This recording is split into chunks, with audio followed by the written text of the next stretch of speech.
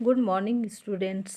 आज हम लोग आगे देखते हैं मंत्रिमंडल का राष्ट्रपति के साथ संबंध या relation between cabinet and president. इन दोनों के बीच क्या संबंध है, आपसी तालमेल क्या है।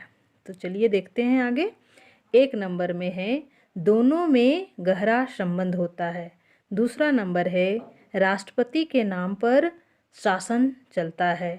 तीसरा नंबर है शासन का संचालन मंत्रिमंडल द्वारा किया जाता है। चौथा नंबर है राष्ट्रपति मंत्रिमंडल की सलाह से कार्य करेगा 42वें संशोधन के अनुसार। पांचवा नंबर है प्रधानमंत्री द्वारा राष्ट्रपति को सभी निर्णयों की सूचना देना पड़ता है। 6 नंबर है किसी मंत्री के निर्णय पर पुनर्विचार करने के लिए कहने का अधिकार राष्ट्रपति को है। 7 नंबर है राष्ट्रपति मंत्रियों को सलाह, प्रोत्साहन और चेतावनी दे सकता है। 8 नंबर है अंतिम निर्णय मंत्रिमंडल करता है। तो बच्चों, यह था आपका मंत्रिमंडल का राष्ट्रपति के साथ संबंध। आगे है मंत्रिपरिषद का संसद के साथ संबंध या relation between council of ministers and parliament. इन दोनों में क्या संबंध है, चलिए देखते हैं। इसमें भी वही है, दोनों में गहरा संबंध है। दूसरा नंबर है सभी मंत्री संसद से होते हैं। तीसरा है मंत्रिमंडल लोकसभा के प्रति उत्तरदायी होता है। चौथा नंबर है संसद सदस्यों को मंत्रियों से प्रश्न आदि पूछने का अधिकार होता है। 5 नंबर है कानून निर्माण और बजट पारित करने की शक्ति संसद के पास होता है।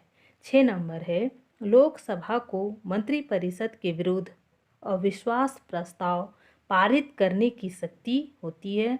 7 नंबर है संसद का अधिवेशन बुलाने, स्थगित करने, सत्रावसान करने, भंग कराने की शक्ति मंत्रिपरिषद को होता है। 8 नंबर है दोनों द्वारा एक दूसरे पर नियंत्रण होता है।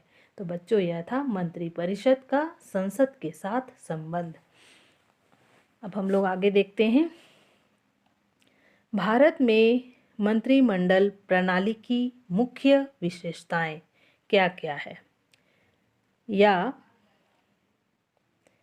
सेलियन features of cabinet system in India.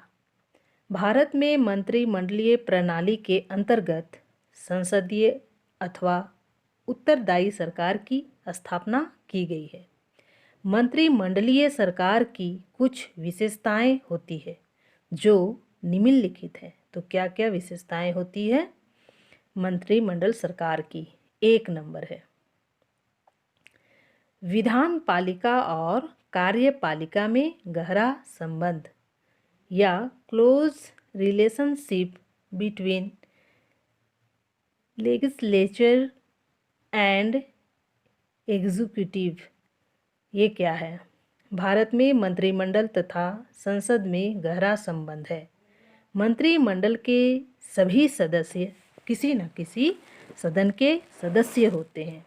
यदि कोई ऐसा व्यक्ति मंत्रिमंडल में शामिल कर लिया गया है जो किसी सदन का सदस्य नहीं है, तो उसे 6 महीने में सदस्य बनना पड़ेगा, अन्यथा उसे इस्तीफा देना होगा। संसद मंत्रिमंडल पर तथा मंत्रिमंडल संसद पर नियंत्रण रखता है। दूसरा नंबर है राजनीतिक एकरूपता या पॉलिटिकल होमोजेनिटी। यह क्या है? प्रशासन को सुचारू रूप से चलाने तथा एकता बनाए रखने के लिए अनिवार्य है कि मंत्रिमंडल के सभी सदस्य एक ही राजनीतिक दल से लिए जाएं। संसद में बहुमत दल ही मंत्रिमंडल बनाता है। आगे है व्यक्तिगत और सामूहिक उत्तरदायित्व, इंडिविजुअल एंड कलेक्टिव रिस्पॉन्सिबल। यह क्या है? प्रत्येक मंत्री को एक अथवा एक से अधिक विभाग दिया जाता है और उस विभाग का कार्य ठीक ढंग से चलाना उस मंत्री का उत्तरदायित्व होता है। वह अपने विभाग के लिए संसद के प्रति उत्तरदायी होता है, परंतु मंत्रिमंडल एक टीम के रूप में कार्य करता है। प्रशासन की नीतियां मंत्रिमंडल द्वारा बनाई जाती है, इसलिए मंत्रिमंडल सामूहिक रूप से भी उत्तरदायी है। एक मंत्री की गलती के कारण अविश्वास का प्रस्ताव पास होता है तो सभी मंत्रियों को त्यागपत्र देना पड़ेगा। मंत्री इकट्ठे आते हैं और इकट्ठे जाते हैं। तो बच्चों, यह था व्यक्तिगत और सामूहिक उत्तरदायित्व। आगे है राष्ट्रपति, चौथा नंबर है। राष्ट्रपति मंत्रिमंडल में शामिल नहीं। President is out of the cabinet. यह क्या है? राष्ट्रपति राज्य का अध्यक्ष होने के नाते मंत्रिमंडल का सदस्य नहीं है।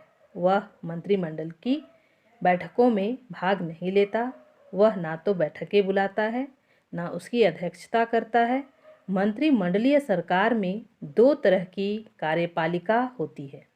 भारत में राष्ट्रपति नाम मात्र का संवैधानिक अध्यक्ष है तथा प्रधानमंत्री कार्यपालिका का वास्तविक नेता है।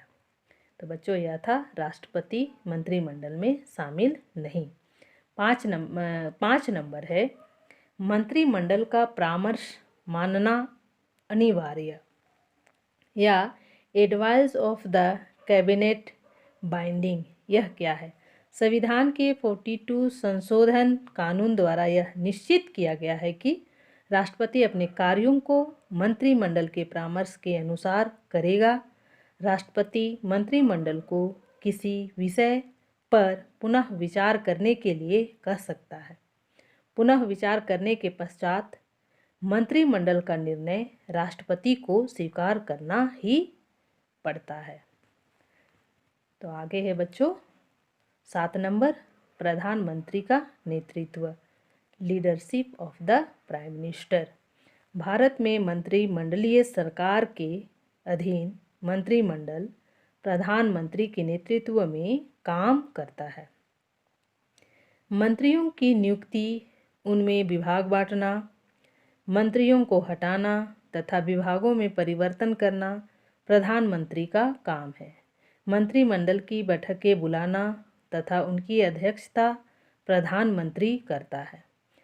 बैठक में मंत्रियों को अपनी बात कहने का अधिकार है और अंतिम निर्णय मंत्रिमंडल का होता है। फिर भी उसमें प्रधानमंत्री का दृष्टिकोण महत्वपूर्ण भूमिका अदा करता है। अगर प्रधानमंत्री अपने पद से त्यागपत्र देता है तो वह उसका नहीं, सारे मंत्रिमंडल का त्यागपत्र होगा। तो बच्चों, यह था प्रधानमंत्री का नेतृत्व। आगे है आपका 8 नंबर, लोकसभा भंग कराने की शक्ति, पावर टू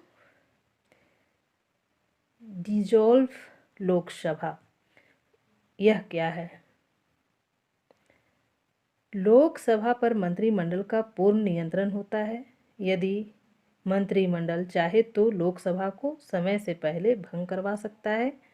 चौधरी चरण सिंह ने लोकसभा अधिवेशन बुलाए बिना ही उसे भंग करवा दिया था। बच्चों, यह था आपका भारत में मंत्रिमंडल प्रणाली की मुख्य विशेषताएं। तो आज मैं आप लोगों को इतना ही बतला करके क्लास समाप्त करती हूँ। Thank you.